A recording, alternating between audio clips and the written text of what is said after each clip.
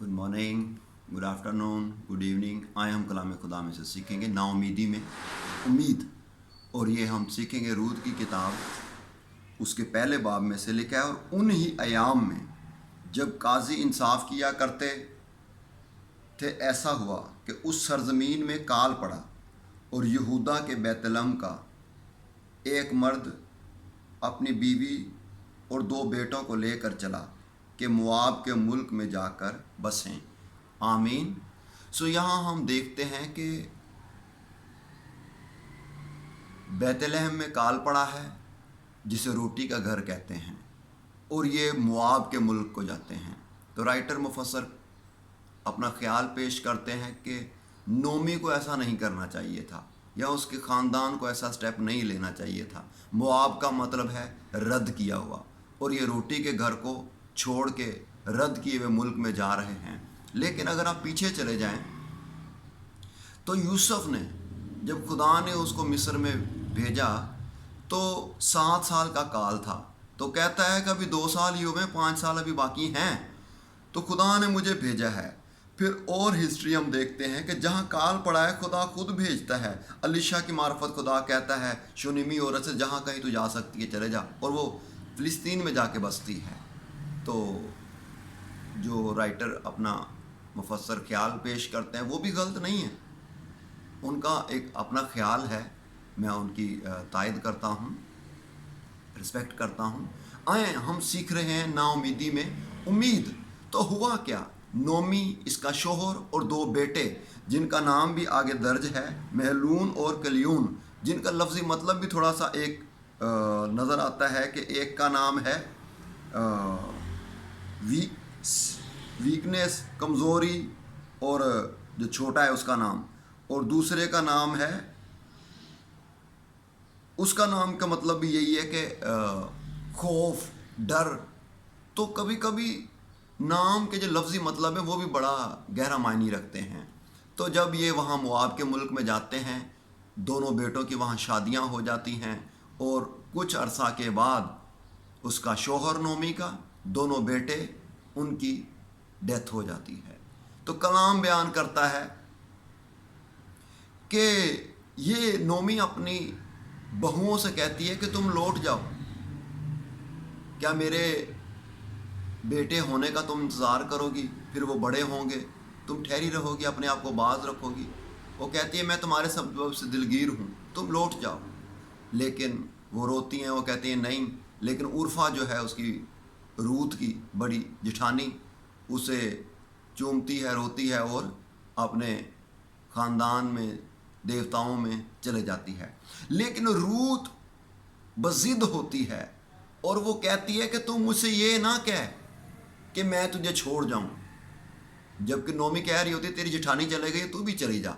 तो कलाम में लिखा हुआ मिलता है, वो कहती है रूत ने कहा तू मिन्नत ना कर कि मैं तुझे छोड़ूं और तेरे पीछे से लौट जाऊं, क्यों कि जहां तू जाएगी मैं जाऊंगी, और जहां तू रहेगी मैं रहूंगी। तेरे लोग मेरे लोग, और तेरा खुदा मेरा खुदा होगा। जहां तू मरेगी मैं मरूंगी, और वहीं दफन भी होंगी। खुदावन मुझसे ऐसा ही बल्कि इससे भी ज़्यादा करे, अगर मौत के सिवा कोई और चीज़ मुझको तुझसे जुदा कर दे। ये रूत का बयान है, क्या वफादारी है।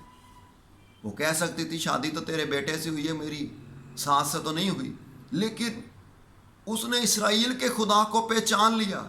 उसने कहा जहां तू जाएगी मैं जाऊंगी, जहां तू रहेगी मैं रहूंगी। तेरे लोग मेरे लोग, तेरा खुदा मेरा खुदा, मैंने उसे अपना लिया है।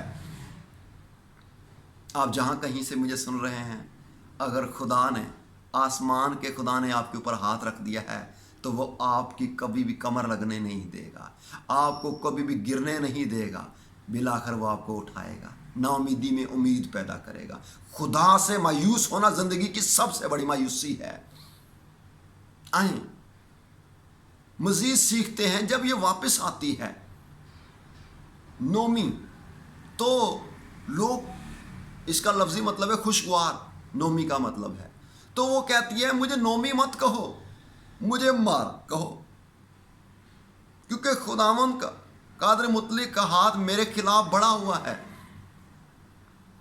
کافی مرتبہ خدا ہمیں یہ الفاظ نہیں دیتا، یا خدا کے دل ذہن میں ہمارے لیے ایسا خیال نہیں ہوتا، ہم لوگوں نے خود ہی ایسا بنا لیا ہوتا ہے۔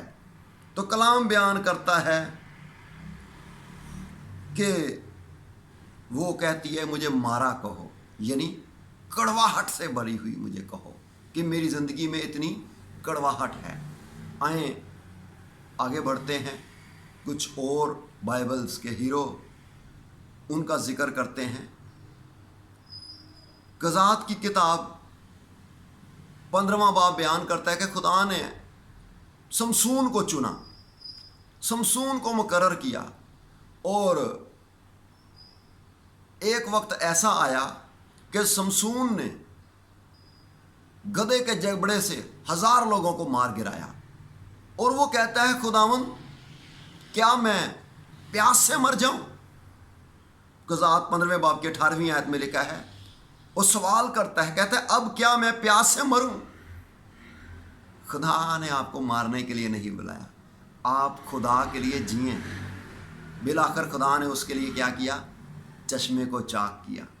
خدا نے کنواں ادھر نظر آیا اس کو، اور اس میں سے اس نے پیا، اور اس کی جان میں جان آئی۔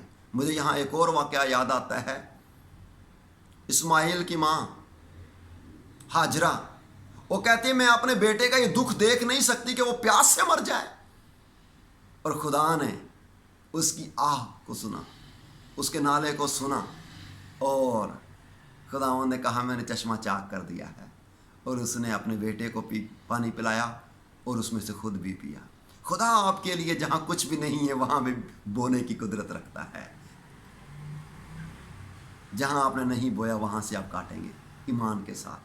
آگے بڑھتے ہیں، پہلا سلاطین اور اس کا 19واں باب بیان کرتا ہے، ایلیا نے جب ایزبل کے 400-450 نبیوں کو مار گرایا، تو اس سے پہلے وہ بڑی دلیری سے کہتا ہے کہ فیصلہ کر لو کہ وہی خدا ہوگا جو آگ سے جواب دے۔ خدا نے ایسا کیا، آگ سے جواب دیا، لیکن جب ایزبل کو پتہ چلا کہ ایلیا نے یہ کام کیا، وہ کہتی ہے میں اس کو زندہ چھوڑ دوں، یہ ہو نہیں سکتا۔ اس نے قسم کھا لی۔ ایلیا وہاں سے بھاگتا ہے، اپنے اسٹوڈنٹ کو بھی چھوڑتا ہے، اور آگے بیان کرتا ہے بھاگتے دوڑتے اس کو ایک جگہ پہ پہنچتا ہے، تھکا ہارا سو جاتا ہے۔ خداوند اسے پانی دیتا ہے، روٹی دیتا ہے، اٹھتا ہے، پھر سو جاتا ہے، پھر پانی اور روٹی۔ پھر کیا ہوتا ہے؟ خداوند اس سے کہتا ہے کہ تجھے ایک لمبا سفر کرنا ہے۔ ہوا کیا؟ خدا نے کلام کیا، آندھی میں خدا نہیں تھا، آگ میں خدا نہیں تھا، ایک شور تھا اس میں خدا نہیں تھا، ہلکی سی آواز آتی ہے۔ خداوند کہتا ہے ایلیا تو یہاں کیا کرتا ہے؟ کہتا ہے خداوند مجھے خدا کی غیرت آئی، میں اکیلا بچا ہوں۔ خداوند نے کہا ایسے 7000 لوگوں کو میں نے رکھ چھوڑا ہے جنہوں نے ابھی بال کو پوجا نہیں کیا، چوما نہیں، اس کو سجدہ نہیں کیا۔ کئی ایک خدا نے رکھے ہوئے ہیں جو خدا کی خدمت گواہی جلال کے لیے کام کرنے والے ہیں۔ تو ایلیا جب وہاں سے بھاگتا ہے تو کہتا ہے کہ میں ان سے بہتر نہیں ہوں، اور وہ بھی اپنے لیے موت مانگتا ہے کہ ابھی میں مر جاؤں گا۔ خدا نے آپ کو مرنے کے لیے نہیں بلایا۔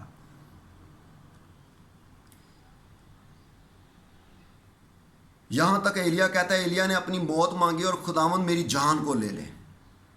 میں آپ کو بتانا چاہتا ہوں، یسایہ کی کتاب 30 اس کی 18ویں آیت میں لکھا ہے کہ خداوند انتظار کرتا ہے، اپنا ہاتھ بلند کرتا ہے ان کے لیے جو خدا کا انتظار کرتے ہیں۔ خدا نے تو آلریڈی اپنا ہاتھ بڑھایا ہوا ہے، میں اور آپ اس کے ہاتھ کے یہاں وہاں چلے جاتے ہیں۔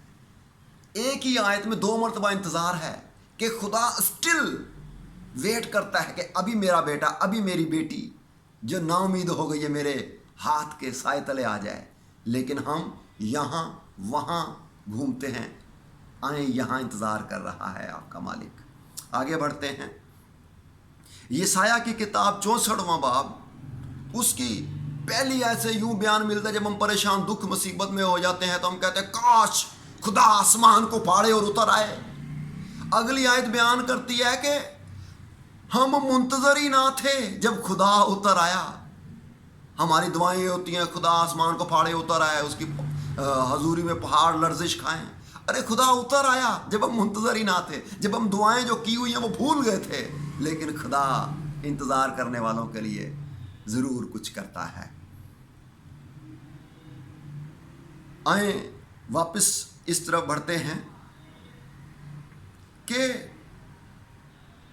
कभी कभी मसीह के पैरोकार जो है वो भी दुख में परेशानी में आ गए। हुआ क्या? हुआ ये कि पतरस कहता है चलो मछली के शिकार को। यूहन्ना की अंजील 21वां बाब जरूर पढ़िएगा। बाकी दो साथी कहते हैं तू जाता है तो फिर हम भी जाते हैं। और उन्होंने क्या किया? मछली पकड़ने के लिए जाल डाला, सारी रात कुछ ना आया। और मसीह यीशु सुबह सवेरे यूहन्ना ने पहचान लिया। उसने जब आवाज़ दी कि कश्ती के दाहिनी तरफ जाल डालो, आज भी मेरे बेटे, मेरी बेटी, मेरी बहन, मेरे भाई, बुजुर्ग, जहाँ से खुदा ने तुझे बुलाया था वहीं से फिर तुझे बुला रहा है। तेरी खिदमत का आगाज़ कहाँ से हुआ था? क्या तेरी ज़िंदगी में मिरेकल हुआ था? क्या मौजज़ा करके खुदा ने तुझे बुलाया था? आज वक्त है कि तू फिर वापस लौट आ। नाउमीदी में खुदा उम्मीद पैदा करता है। यूहन्ना ने कहा ये तो मालिक है, ये तो आका है, ये तो खुदावंद यीशु उस्ताद है। पतरस ने जंप किया और मसीह के पास चला गया। उसने 3 मरतबा इनकार किया। 3 मरतबा खुदावंद ने कहा क्या तुम मुझसे प्यार करता है? आज आपसे सवाल करता है वो, क्या तुम मेरे बेटे, मेरी बेटी मुझसे मोहब्बत करता है? पतरस की तरह तेरा जवाब हो, खुदावंद तू तो जानता ही है कि मैं तुझे अजीज़ रखता हूँ। एक एग्जाम्पल के साथ मैं इसको क्लोज करूँगा। बांस की फसल एक किसान ने लगाई। पहला साल गुजर गया, 365 दिन गुजर गए, पानी भी दे रहा है, खाद भी दे रहा है, लेकिन कोई हासिल नहीं हुआ। दूसरा साल, तीसरा साल, लेकिन वो बेदिल नहीं हुआ, वो नाउमीद नहीं हुआ। वो फिर भी रूटीन के साथ सर्दी गर्मी में जाता, पानी देता।